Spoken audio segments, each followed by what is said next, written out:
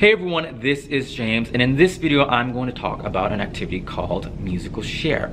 Now, this activity is just an adaptation of an activity called Think, Write, Pair Share. If you're not familiar with how that works, let me explain it right now.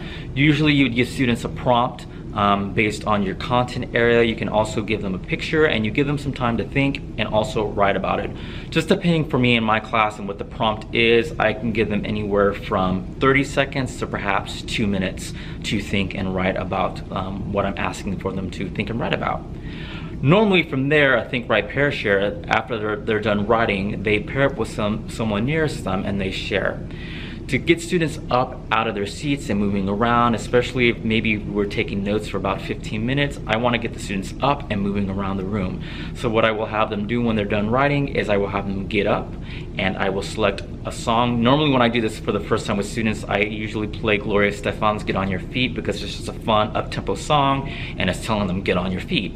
So when the music starts playing, they move all around the classroom. Now, one of the things that you want to look out for are students that sometimes just stand in their area or they just walk around their seat or their table and they don't really move around. So I just always tell students, if I see you doing that, I'm going to come stand next to you and you're going to partner up with me when the music stops. So as the music's playing, they're dancing, they're moving around. Some students like to dance when I do this. When the music stops, they find someone nearest them, not across the room, not their best friend, just someone near them, and they pair up. Normally what I do is I have the students stand back to back. They don't physically have to stand back to back. They just need to have their backs turned to one another and be close enough so that way when I scan the room, I can see who's partner up and if there's an odd person out. If there happens to be an odd person out during that time, what I will normally do is I will either pair up with that student or I will say, you know what, go pair up with the pair next to you. Then I give some instructions, especially if we're doing this for the first time. From that point, they share.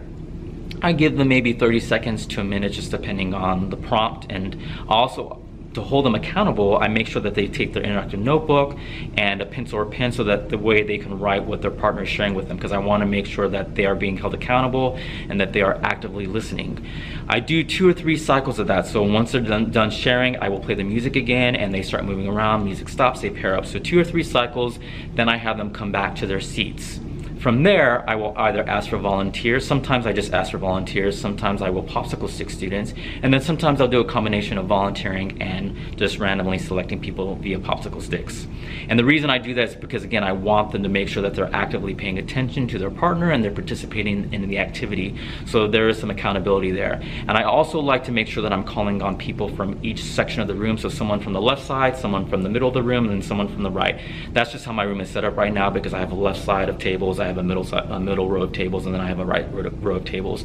So if you're doing this, you want to make sure that you are trying to call on people, especially if you're doing randomly, that you get a good selection from all parts of the room. Again, that's just a great tool for accountability purposes. And you can do this either at the beginning of class, the middle of class, at the end of class. You can do it whenever. So that is musical share. I hope you liked it. If there are any questions that you have still about musical share, make sure to leave that in the comment section down below. If there was anything about this video, then make sure you like, comment, and or share the video. And if you haven't already done so, make sure to subscribe by clicking on the link right here so that way you can bond with James. As always, thanks for watching.